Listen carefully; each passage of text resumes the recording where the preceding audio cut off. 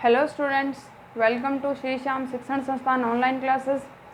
आज students mathematics के lecture number 24 में 24 नंबर हमारा लेक्चर है एनसीईआरटी 12th क्लास का।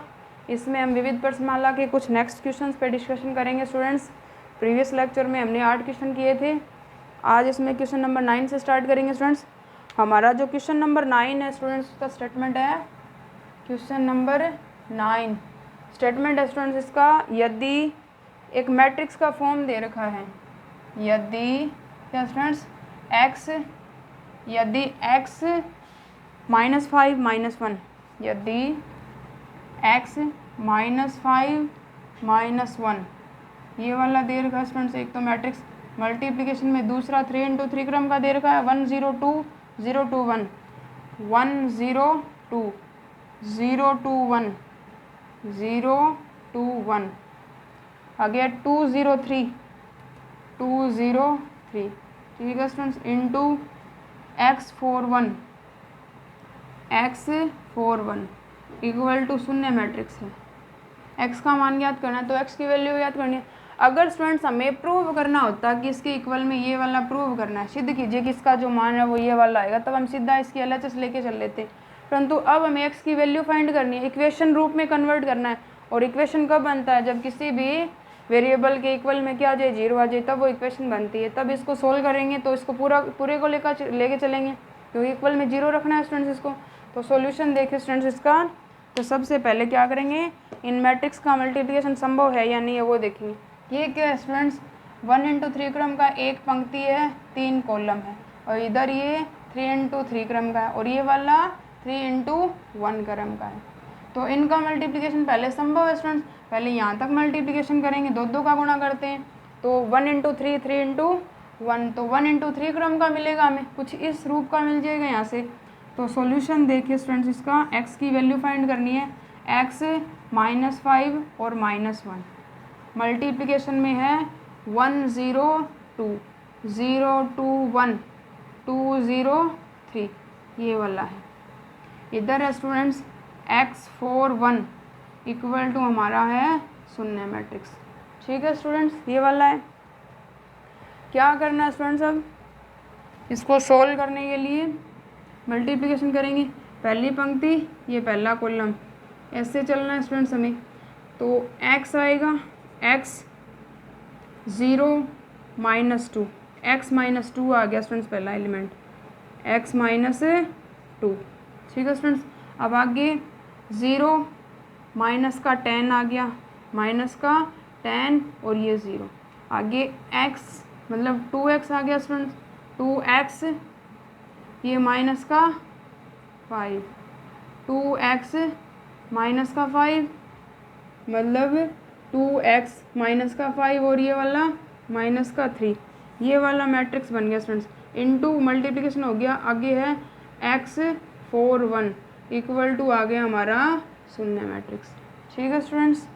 तो अब क्या करना है, एक ही पंक्ति एक ही कॉलम है, तो 1 × 1 क्रम का, तो यहाँ से x × x, तो x × x -2 प्लस क्या है स्टूडेंट, माइनस का 10 × 4 या माइनस का 40 आ गया स्टूडेंट, सीधा ही माइनस का 40। अब 1 × ये तो प्लस का 2x, माइनस का 5 है और माइनस का 3, तो माइनस का 8 इक्वल टू 0, ठीक है स्टूडेंट्स। यह आ जाएगा x² माइनस का 2x माइनस का 40 प्लस का 2x माइनस का 8 इक्वल टू 0, 2x से 2x कैंसिल हो गया स्टूडेंट्स।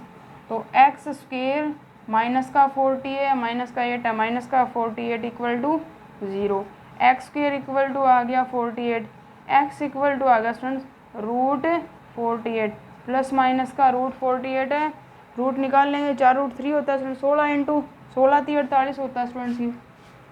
तो x equal two plus minus 16 × 3 16 × 3 है स्टूडेंट्स, x इक्वल टू इसका 4 होता है, तो प्लस माइनस 4√3, ये हमारे क्या आ गए स्टूडेंट्स, x की वैल्यू आ गई स्टूडेंट। बहुत ईजी है, ओनली क्या करना है स्टूडेंट्स, मल्टीप्लिकेशन करना है। आगे स्टूडेंट्स एक इम्पॉर्टेंट क्वेश्चन है 10 नंबर। 10 नंबर का जो स्टेटमेंट है स्टूडेंट्स वो इसने दिया है,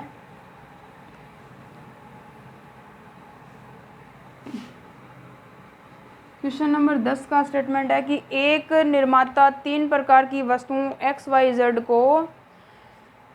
XYZ को क्या करता है स्टूडेंट्स, उत्पादन करता है, जिनका वह 2 बाजारों में विक्रय करता है। वस्तुओं की वार्षिक बिक्री नीचे सूचित है। मतलब 2 बाजारों में विक्रय करता है, उनका वस्तुओं 2 बाजारों में विक्रय करता है। एक निर्माता 3 प्रकार की वस्तुओं का उत्पादन करता है। फर्स्ट बाजार है स्टूडेंट, सेकंड बाजार है, क्वेश्चन नंबर 10 है।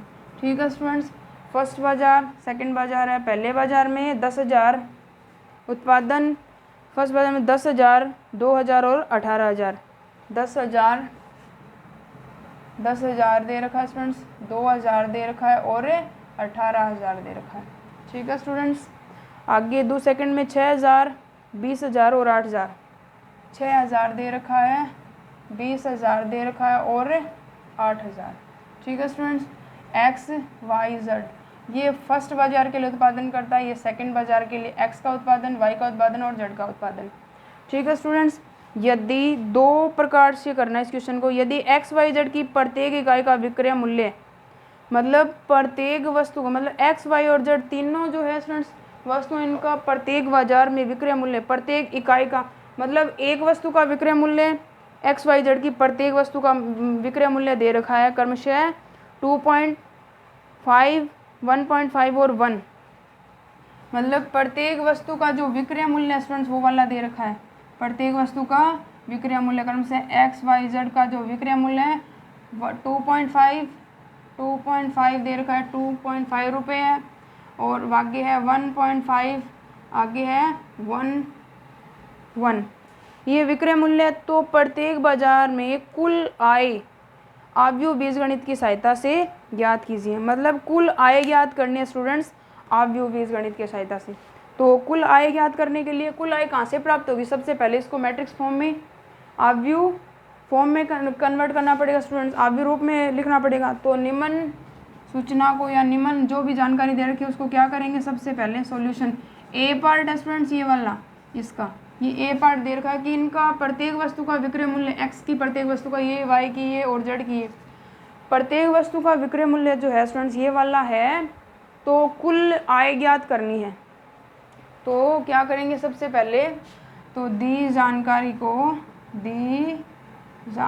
को आव्यूह रूप में लिखने पर आव्यूह रूप में लिखेंगे स्टूडेंट्स इसको। तो आव्यूह रूप में लिखने के लिए क्या करेंगे, पहले मैट्रिक्स फॉर्म में ये है 10,000, 2,000, आगे कितना स्टूडेंट 18,000, नीचे वाला 6,000, 20,000 और है 8,000। ठीक है स्टूडेंट्स, इनटू विक्रय मूल्य, दोनों का मल्टीप्लिकेशन करना पड़ेगा स्टूडेंट्स तभी बनेगा। ये कौन से क्रम, इनका गुणा तभी संभव। ये कौन से क्रम का स्टूडेंट्स हमारे पास है, 2 पंक्ति है 3 कॉलम है, तो 2 × 3, इसका मतलब ये वाला 3 × 1 क्रम का होना चाहिए। तो ये 2.5, 1.5, 1.0, तो ये 3 × 1 क्रम का, तभी मल्टीप्लिकेशन संभव है क्योंकि 2 × 3 बराबर है 3 × 1, तो यही बनेगा स्टूडेंट्स। 2 × 1 क्रम का आएगा स्टूडेंट्स हमारे पास। ये प्रत्येक वस्तु का क्या आ जाएगा हमारे पास, इनका विक्रय मूल्य। ठीक है स्टूडेंट, मतलब प्रत्येक बाजार से विक्रय मूल्य कितना होता है वो हमें मिल जाएगा यहाँ से। तो मल्टीप्लिकेशन करेंगे स्टूडेंट्स तो ये आएगा 2 × 1 क्रम का, 2 पंक्ति ये कॉलम होगा, 2 × 1, तो ये आएगा। पहले मल्टीप्लिकेशन करेंगे 10,000 गुणा 2.5 प्लस आगे वाला 2,000 × 1.5 प्लस 18,000 × 1.00। ठीक है स्टूडेंट, पहला आ गया।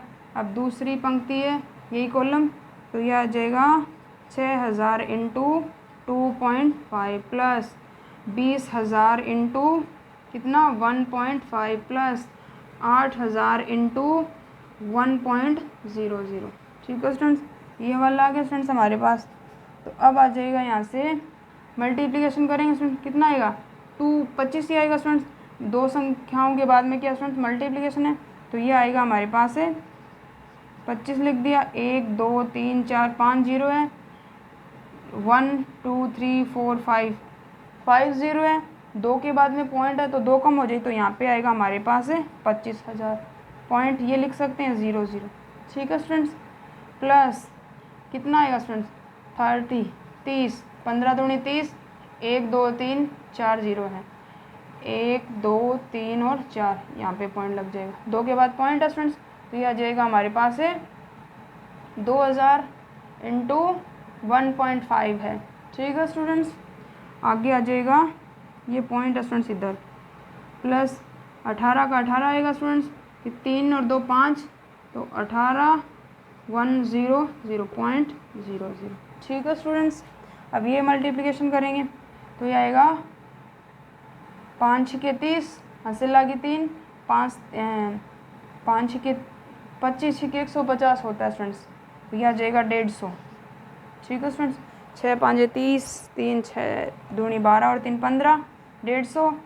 ये कितना है स्टूडेंट्स 1 2 3 4 जीरो है, 1 2 3 4, 2 के बाद में पॉइंट है तो ये आ गया हमारे पास है 15,000, प्लस ये 2 है तो ये आ जाएगा 20,000 है स्टूडेंट्स, तो यहाँ से 15 दूनी 30, 1 2 3 4 5, 1 2 3 4 और 5, 2 के बाद में पॉइंट। ठीक है स्टूडेंट्स, सारे कट जाएंगे ये वाले, प्लस इधर आएगा 8,000 का 8,000। ठीक है स्टूडेंट्स, ऐड कर लेंगे इनको, तो हमें प्रत्येक बाजार से विक्रय मूल्य देखना है स्टूडेंट्स, तो यहाँ से 25,000 और 3,000 28,000, 28 और 8 कितना हो गया स्टूडेंट्स 28 और 8 ये हो गया 36। ठीक है स्टूडेंट, 28 और 18 हो गया स्टूडेंट्स 46, 25 और 3 28, 28 और 18 46। ठीक है स्टूडेंट्स, तो ये आ गया 46,000 पहला, 15 और 3 18, 18 और 8 कितना हो गया स्टूडेंट 26। ठीक है स्टूडेंट, 15 और 3 18, 18 और 8 26, 8 दूनी 16, ये आ जाएगा 26,000। ठीक है स्टूडेंट्स, ये आ गया। तो पहले बाजार से जो विक्रय मूल्य मिला है तो फर्स्ट और सेकंड, पहले बाजार का विक्रय मूल्य आ गया हमारे पास 46,000 और दूसरे बाजार से विक्रय मूल्य आ गया हमारे पास 26,000। पहले बाजार से मिला स्टूडेंट्स हमें 46,000 और दूसरे बाजार से मिला कितना मिला स्टूडेंट ये 30,000 है स्टूडेंट्स यहाँ पे, तो 15 और 30 45, 45 और 8 है कितना हो गया स्टूडेंट्स 8 और 5 13, 53,000 हो गया स्टूडेंट्स ये वाला, 26 नहीं 53, क्योंकि 30,000 है ये। तो पहले बाजार का 46,000 हो गया विक्रय मूल्य 46,000, दूसरे बाजार का हो गया स्टूडेंट्स यहाँ पे 53,000 विक्रय मूल्य आ गया। फर्स्ट पार्ट में यही देखना था। अब सेकंड पार्ट में यदि उपयुक्त तीनों वस्तुओं के प्रत्येक इकाई की लागत क्रय मूल्य दे रखा है प्रत्येक वस्तु का, अब क्या दे रखा है स्टूडेंट्स आगे वाले में बी पार्ट में प्रत्येक वस्तु की लागत दे रखी है, प्रत्येक वस्तु की लागत या क्रय मूल्य दे रखा है कितना उन पर क्रय हुआ है, क्रय मूल्य दे रखा है, कुल लागत दे रखी है क्रमशः 2x y और z पे क्रमशः पहले दे रखी है 2.00, 2 है 1 और 50 पैसे, 1 है स्टूडेंट्स और 0.50 50 पैसे। तो स्टूडेंट्स इसने पूछा है तो कुल लाभ ज्ञात कीजिए, तो कुल लाभ ज्ञात करना है दोनों बाजारों से, तो कुल लाभ अतः क्या लिखेंगे वही पुनः अतः दी गई जानकारी को किसमें लिखेंगे स्टूडेंट, जानकारी को पहले इनका क्रय मूल्य टोटल फाइंड करेंगे, विक्रय मूल्य हमारे पास आ गया, क्रय मूल्य हम यहाँ से ज्ञात करेंगे, लाभ बराबर होता है विक्रय मूल्य माइनस से क्रय मूल्य। ठीक है स्टूडेंट, तो पहले क्या ज्ञात करेंगे स्टूडेंट्स यहाँ से अब क्रय मूल्य ज्ञात करेंगे। क्रय मूल्य ज्ञात करने के लिए दी गई जानकारी को आव्यूह रूप में लिखने पर, आव्यूह रूप में लिखने पर, आव्यूह रूप में लिखेंगे स्टूडेंट्स दी गई जानकारी को। आव्यूह रूप में लिखने के लिए हमारे पास है क्या स्टूडेंट्स यही है 10,000 2,000 18,000 है स्टूडेंट्स, इधर है 6,000 इधर है 20,000, 2,000, ये 20,000 है। ठीक है स्टूडेंट, इधर है 8,000, 10 2 18 6 20 8 इंटू 3 इंटू 3 कॉलम है 2 पंक्ति है, 2 इंटू 3 क्रम है स्टूडेंट्स। गुणा करना है, क्रय मूल्य दे रखा है 2.00, 1.00 और 0.5। ठीक है स्टूडेंट्स, मल्टीप्लिकेशन करने से ही आएगा क्रय मूल्य। तो करेंगे स्टूडेंट्स गुणा, तो 10,000 into 2.00 plus 2,000 into 1.00 plus 18,000 into 1.5। ठीक है स्टूडेंट्स, आ गया पहला। दूसरा 6,000 into 2.00 plus 20,000 into 1.00 plus 8,000 into 1.5 या 0.5। गुणा करेंगे स्टूडेंट्स, कितना आएगा, 10 दूनी 20, 20,000 आ जाएगा स्टूडेंट्स ये। तो ये सीधा ही 20,000 लिख रहे हैं स्टूडेंट्स। 2 0 और 2 निकल जाएगी, 4 0 की 4 0 लग गई। प्लस ये कितना आएगा, 2,000 इंटू 1 तो 2,000 ही आएगा स्टूडेंट्स, ये वाला 2,000। प्लस ये कितना आएगा स्टूडेंट्स, 18 5 90, 90 1 2 3 4 1 2 3 और 4, 1 2 3 और 4, 90 आ गया स्टूडेंट। 2 के बाद पॉइंट है तो पॉइंट, 9,000 आ गया स्टूडेंट। 18,000 का हाफ हो गया ये, 1/2 भी लिख सकते हैं इसको। नीचे वाला आ जाएगा 6,000 इंटू 2 है तो ये हो जाएगा 12,000। प्लस ये क्या स्टूडेंट 20,000 है तो 20 का, क्योंकि इंटू 1 है, प्लस 8,000 इंटू 0.5, 8 5 40, 4 0, 2 के बाद पॉइंट आएगा, कितना आएगा स्टूडेंट्स, इधर आएगा हमारे पास 4,000। ठीक है स्टूडेंट्स, अब ऐड करेंगे 20,000, 22,000 और ये वाला 9, कितना होगा स्टूडेंट्स, 20 और 2 22 और ये 9,000, तो टोटल हो गया स्टूडेंट्स हमारे पास यहाँ से 31,000। ठीक है स्टूडेंट्स, ये 20,000 है, 2022, 22 और 8 है, 22 और 8 कितना होगा स्टूडेंट, 30, 30 और 1 31, तो ये हो गया टोटल 31,000। ठीक है स्टूडेंट्स, अब नीचे वाला ऐड करेंगे 12,000, 20,000, कितना होगा स्टूडेंट्स, ये 22,000 हो गया, 12 और 20 32 और 4 36, तो ये हो गया हमारे पास 36,000। तो पहले का क्रय मूल्य आ गया, क्रय मूल्य फर्स्ट बाजार से, और सेकंड बाजार से क्रय मूल्य ये वाला आ गया। ठीक है स्टूडेंट, तो पहले बाजार से लाभ, तो हम लिखेंगे यहाँ पे फर्स्ट मार्केट से कितना लाभ मिला है, फर्स्ट मार्केट से लाभ, लाभ बराबर होता है विक्रय मूल्य माइनस क्रय मूल्य होता है स्टूडेंट। विक्रय मूल्य हमारे पास 46,000, तो पहले बाजार का 46,000 माइनस 31,000। ठीक है स्टूडेंट, तो कितना आया 5 और 1, पहले से मिला 15,000 का लाभ, पहले बाजार से कितने का लाभ मिला स्टूडेंट्स, 15,000 का। अब सेकंड मार्केट से देखेंगे, सेकंड मार्केट से लाभ विक्रय मूल्य 53,000, 53,000 माइनस का 36,000। ठीक है स्टूडेंट्स, 13 में से 6 गए 7 और 1, तो कितना आ गया स्टूडेंट्स 17,000। तो पहले बाजार से लाभ मिला स्टूडेंट्स हमें 15,000 और सेकंड मार्केट से हमें लाभ मिला स्टूडेंट्स यहाँ पे 17,000। ठीक है स्टूडेंट, ये था हमारा question number 10 most important students. आगे है 11 नंबर क्वेश्चन है स्टूडेंट्स, यदि x आव्यूह x ज्ञात कीजिए यदि 2 मैट्रिक्स दे रखी है स्टूडेंट्स, अब की बार हमें मैट्रिक्स ही ज्ञात करनी है। ठीक है स्टूडेंट, थोड़ा बड़ा क्वेश्चन है, ये नेक्स्ट लेक्चर में करेंगे, इसकी जगह हम कोई और क्वेश्चन करते हैं। स्टूडेंट्स यहाँ पे a बराबर दे रखा है इस प्रकार की a² बराबर आइडेंटिटी हो, तो कंडीशन देखने स्टूडेंट। आगे क्या स्टूडेंट्स हमारे पास MCQ वाले क्वेश्चन है 3-4, वो स्टूडेंट्स करने नहीं है, तो क्वेश्चन नंबर 11 ही करते हैं यहाँ पे हम।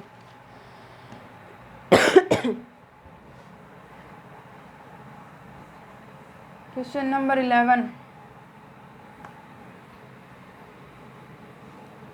क्वेश्चन नंबर 11 में जो दे रखा स्टूडेंट्स, इसने बोला है आव्यूह x ज्ञात कीजिए यदि x इंटू, क्वेश्चन नंबर 11 आव्यूह x ज्ञात कीजिए यदि, आव्यूह x ज्ञात कीजिए यदि x इंटू 1 2 3 4 5 6, 1 2 3 4 5 6। ये वाला दे रखा है इक्वल टू 7 - 8 - 9, 7 - 8 - 9, 2 4 6 - 7 - 8 और -9, 2 4 6, 2 4 और 6, ये वाला है इक्वल में। तो आव्यूह x जो है स्टूडेंट्स इसका मान ज्ञात करेंगे।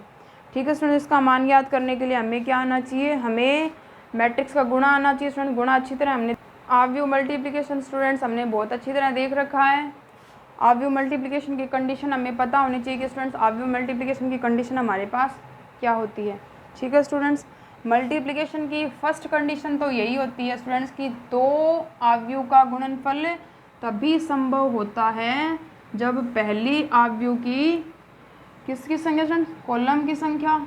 जैसे दो आव्यूह है, a इक्वल टू हमारे पास aij m इंटू एन क्रम, दूसरा b बराबर हमारे पास bij। इनका मल्टीप्लिकेशन तभी संभव होगा जब पहली के कॉलम की संख्या और दूसरी के पंक्तियों की संख्या क्या हो, बराबर हो। तो जो नई मैट्रिक्स मिलेगी ए बी बराबर, वो जैसे सी आई जे मान लिया, उनका जो क्रम होगा वो क्या हो students, m into N, m into P क्रम, पहली की पंक्ति दूसरे के कॉलम। तो फर्स्ट कंडीशन स्टूडेंट्स यही होती है। तो इसी कंडीशंस के आधार पर हम पहले क्या करेंगे, x का निर्धारण करेंगे कि x है वो किस क्रम का होना चाहिए। ठीक है स्टूडेंट्स, तो यहाँ पे हमारे पास क्या दे रखा है स्टूडेंट्स, तो इसी के आधार पर हम क्या करेंगे, निर्धारण करेंगे। तो सॉल्यूशन देखिए स्टूडेंट्स इसका, क्योंकि क्या है स्टूडेंट्स, क्योंकि क्या है स्टूडेंट्स, x तथा ये जो आव्यूह है इसको हमने मान लिया a, पहले हमने मान लिया द गिवन है हमें x इंटू गुणा है 1 2 3 4 5 6 इक्वल टू है 7 - 8 और -9, 2 4 और 6, ये वाला गिवन है स्टूडेंट्स हमें। ठीक है स्टूडेंट्स, गिवन है ये वाला। अब यहाँ पे इसको a मान लिया, मानना कि x का निर्धारण बाद में करेंगे। a बराबर हमारे पास कौन से क्रम का स्टूडेंट्स, a बराबर है 1 2 3 4 5 6, 2 इंटू 3 क्रम, 3 कॉलम 2 पंक्ति। ठीक है स्टूडेंट्स, और यहाँ पे इसको b मान लिया, b बराबर है 7 - 8 - 9, 2 4 और 6, 7 - 8 - 9, 7 - 8 - 9, 2 4 6 माइनस, ये स्टूडेंट्स आ रही, यही गलतियाँ होती है। ठीक है स्टूडेंट्स, ये हमारे पास वही 2 इंटू 3 क्रम का। तो स्टूडेंट्स अब x और a का जो गुणा है, क्योंकि x तथा a का गुणा तभी संभव होगा जब x के कॉलम की संख्या इसकी पंक्तियों की संख्या के बराबर होगी। गुणन x तथा a का गुणा तभी संभव होगा जब x बराबर क्या हो स्टूडेंट, 2 इंटू 2 क्रम का हो। और स्टूडेंट्स ये यहाँ से देखिए, ये x है वो 2, मतलब इसके जो है, पहला तो हमने ये मान लिया कि इसकी पंक्तियों की संख्या जो p है, x के पंक्तियों की संख्या p है और कॉलम की संख्या 2 ही होनी चाहिए। ठीक है स्टूडेंट, p इंटू 2 गुणनफल है, तो x का जो क्रम है वो ये वाला, तो अब यहाँ पे हमें p का मान चाहिए स्टूडेंट्स। तो x बराबर होना चाहिए p इंटू 2 क्रम, ये किसके मल्टीप्लिकेशन करें, 2 इंटू 3। ठीक है स्टूडेंट्स, अब यहाँ पे ये हो गया हमारा मल्टीप्लिकेशन संभव। ठीक है स्टूडेंट, मतलब इसके जो x के जो है वो स्तंभों की संख्या तो निर्धारित हो गई कि इसका जो क्रम है वो स्तंभ कितने होने चाहिए स्टूडेंट्स, इसमें 2 होने चाहिए। अब हमें p का मान देखना है, यहाँ पे हमारे पास x बराबर आया p इंटू 3 क्रम।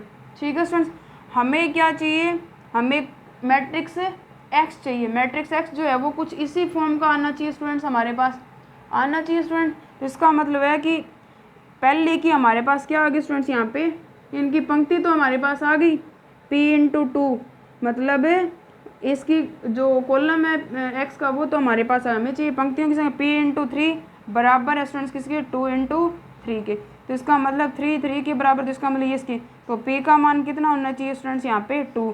अतः x का जो क्रम है, अतः x का क्रम क्या होना चाहिए स्टूडेंट्स, 2 इंटू 2 होगा। ठीक है स्टूडेंट्स, होगा, मानना x बराबर जो है 2 इंटू 2 क्रम का कोई मैट्रिक्स मान लेंगे, x बराबर हमने मान लिया ए बी सी डी। तो अब ए बी सी डी की वैल्यू ज्ञात करनी है। अब इसमें मान रख लेंगे, इसको इक्वेशन नंबर फर्स्ट मान लिया। समीकरण एक में x का मान रखने पर, x का मान रखेंगे स्टूडेंट समीकरण नंबर 1 में, x की वैल्यू पुट करेंगे तो x का मान है ए बी सी डी। ठीक है स्टूडेंट्स, x इंटू 1 2 3 1 2 3 4 5 और 6। ठीक है students, 1 2 3 4 5 6 equal to students minus का 7 माइनस का 8 और माइनस का 9, 2 4 और 6। क्या करेंगे स्टूडेंट, इनका मल्टीप्लिकेशन, ये 2 इंटू 2 है, ये 2 इंटू 3 है, तो मल्टीप्लिकेशन संभव है स्टूडेंट्स इनका। तो क्या करेंगे, गुणा करेंगे, तो ये आएगा a 4b, a plus 4b पहला एलिमेंट आ गया। आगे आएगा 2a plus 5b, 2a plus 5b। आगे आएगा 3a plus 6b, 3a plus 6b। आगे आएगा student c plus 4d, c plus 4d, 2c plus 5d, 2c plus 5d, ये students ये चल रहा है। अब c 3c प्लस 6d, ये वाला आ गया। ठीक है स्टूडेंट्स, इक्वल टू -7 -8 -9, -7 -8 और -9, 2 4 और 6। हमें ज्ञात करने हैं स्टूडेंट्स ए बी सी के मान, ए बी सी डी के मान ज्ञात करने स्टूडेंट्स हमें, चाहे कैसे भी ज्ञात करें। तो यहाँ पे क्या स्टूडेंट, दो मैट्रिक्स हैं, ये भी कितने की है 2 इंटू 3 क्रम की है और ये भी 2 इंटू 3 क्रम की है। अतः आव्यूह के समानता के सिद्धांत से, अतः यहाँ पे इसको इक्वेशन नंबर क्या मान लिया स्टूडेंट्स, इसको इक्वेशन नंबर 2 मान लिया। अतः समीकरण 2 में आव्यूह के समानता के सिद्धांत से, आव्यूह के समानता के सिद्धांत से, आव्यूह के समानता के सिद्धांत से स्टूडेंट्स वैल्यू फाइंड करनी है ए बी सी डी की। तो पहला एलिमेंट है पहले के बराबर, दूसरा एलिमेंट है दूसरे के बराबर। ठीक है स्टूडेंट्स, तीसरा एलिमेंट है वो तीसरे के बराबर। तो a प्लस 4b बराबर आएगा माइनस का 7, फिर 2a प्लस 5b बराबर आएगा स्टूडेंट्स माइनस का 8, फिर 3a प्लस 6b बराबर आएगा स्टूडेंट्स माइनस का 9। ठीक है ना, तीन इक्वेशन ये वाली बन गई। अब c प्लस 4d बराबर आएगा 2, 2c प्लस 5d बराबर आएगा 4 के, और 3c प्लस 6d बराबर आएगा 6 के। 6 इक्वेशन बन गई स्टूडेंट्स। कोई भी दो इक्वेशंस का यूज करके हमें क्या करना है, ए बी सी डी। तो पहले इसको समीकरण नंबर 1, ये 2 नंबर, ये 3 नंबर, ये 4 नंबर, 5 नंबर और 6 नंबर। ए और बी का मान ज्ञात कर लेंगे स्टूडेंट्स। पहले इक्वेशंस को सोल्व करना आता है, तो समीकरण 1 और 2 को ले लेंगे स्टूडेंट्स हम पहले। तो from equation 1 and 2 from equation 1 and 2, 1 है ए प्लस 4b बराबर है माइनस का 7, दूसरी है 2a plus 5b equal to minus का 8। पहला a प्लस 4b बराबर माइनस का 7, 2a प्लस 5b बराबर माइनस का 8। तो इसको किससे मल्टीप्लिकेशन, पहली समीकरण जो है ये वाली है, इसको 2 से मल्टीप्लिकेशन कर लेंगे स्टूडेंट। तो 2a प्लस 8b, तो यह जो 2a plus 8b equal to minus का 14, नीचे वाला 2a plus 5b equal to minus का 8, ये नेगेटिव और ये वाला पॉजिटिव। 2a से 2a कैंसिल हो गया, 8b माइनस 5b है तो ये बच गया 3b, 8b माइनस का 5b है तो प्लस का 3b बच गया, इक्वल टू कितना आएगा स्टूडेंट्स, माइनस का 14 है और प्लस का 8 है तो माइनस का कितना बच गया स्टूडेंट्स, माइनस का 6। ठीक है स्टूडेंट्स, माइनस का 6 बच गया इधर, माइनस का 8 भी है 5 भी है नेगेटिव है, ये पॉजिटिव बच गया, माइनस का 14 प्लस का 8 है माइनस का 6। तो b बराबर आ गया स्टूडेंट्स यहाँ से हमारे पास माइनस का 2, मतलब b का जो मान है वो क्या आ गया स्टूडेंट्स हमारे पास माइनस का 2। b की वैल्यू जो है वो समीकरण 1 में पुट कर लेंगे। तो समीकरण 1 में b का मान रखने पर समीकरण 1 में b की वैल्यू पुट करेंगे, a प्लस 4 इंटू -2 बराबर माइनस का 7, ये माइनस का 8 हो गया स्टूडेंट्स। तो ए माइनस का 8 इधर जाके प्लस का 8 हो जाएगा, इक्वल टू माइनस का 7 प्लस का 8 बराबर 1। तो ए का जो मान है वो कितना आ गया 1, बी की जो वैल्यू है वो आ गई माइनस का 2। अब दो इक्वेशंस का यूज करके यहाँ से हमने ए और बी का मान ज्ञात किया है, सेम इसी अकॉर्डिंग हम किसका मान ज्ञात कर लेंगे सी और डी का। समीकरण 4 नंबर और 5 नंबर ले लेंगे। ठीक है स्टूडेंट्स, वो समीकरण फ्रॉम इक्वेशन 4 एंड 5। ठीक है स्टूडेंट्स, सबसे पहले तो क्या करना है स्टूडेंट्स, कोई भी मैट्रिक्स याद करने के लिए उसके क्रम का निर्धारण करना है। सबसे पहले क्रम का निर्धारण करने के बाद उस क्रम की हम मैट्रिक्स मान लेंगे। ठीक है स्टूडेंट्स, उस क्रम की मैट्रिक्स मानने के बाद हमें उसके एलिमेंट्स का मान ज्ञात करना है, जैसे हम ज्ञात कर रहे हैं। तो 4 नंबर है c प्लस 4d बराबर है कितना स्टूडेंट 2, और 2c प्लस 5d बराबर है 4। इसको 2 से मल्टीप्लिकेशन कर लेंगे ऊपर वाली को, 2c plus 8d equal to 4, इसको 2c प्लस 5d बराबर 4। नेगेटिव नेगेटिव नेगेटिव ये कट गया, कितना बच 3d बच गया, 3d ये कट गया स्टूडेंट, 3d इक्वल टू 0। तो d का मान आ गया यहाँ से 0। d का मान किसी भी इसमें पुट कर लेते हैं समीकरण 4 में d का मान रखने पे, तो c प्लस 4 इंटू डी का मान 0 बराबर 2। तो c का मान आ गया हमारे पास 2, d का मान 0, c का मान 2, a का मान 1 और b का मान -2। अतः x बराबर आ जाएगा, अतः x इक्वल टू हमारा a b c और d। तो a का मान आया है कितना स्टूडेंट 1, b का मान आया है -2, c का मान आया स्टूडेंट्स हमारे पास 2 और d का मान आया 0। तो ये हमारा x आ गया स्टूडेंट्स, क्या आ गया 1 - 2 2 0, 1 - 2 2 0। ठीक है स्टूडेंट्स, अगर कोई भी मैट्रिक्स हमें ना दे रखा हो तो उस मैट्रिक्स को हम क्या करेंगे, इस तरह याद करेंगे। सबसे पहले उसके क्रम का निर्धारण याद करेंगे, फिर क्रम निर्धारित होने के बाद हम उस क्रम का मैट्रिक्स मानेंगे, और मैट्रिक्स मानने के बाद उसके एलिमेंट्स की वैल्यू हमें इक्वेशंस बनाकर याद करेंगे। ठीक है स्टूडेंट्स, अब स्टूडेंट्स इसका एक लेक्चर और रहता है, उसमें हम question number 12, question number 13, 12 number question जो है स्टूडेंट्स है वो मैथमेटिकल इंडक्शन का ही, तो उसको बताना पड़ेगा स्टूडेंट्स। क्वेश्चन नंबर 12 सोल्व करेंगे, और क्वेश्चन नंबर 13, 14 और 15 जो है वो क्या MCQ है, सोल्व करके आपको बताएंगे कि कैसे करने हैं। क्वेश्चन हम करेंगे अपने लेक्चर नंबर 25 में, जो हमारा ऑब्वियस या मैट्रिक्स का लास्ट लेक्चर होगा। ठीक है स्टूडेंट्स, थैंक यू।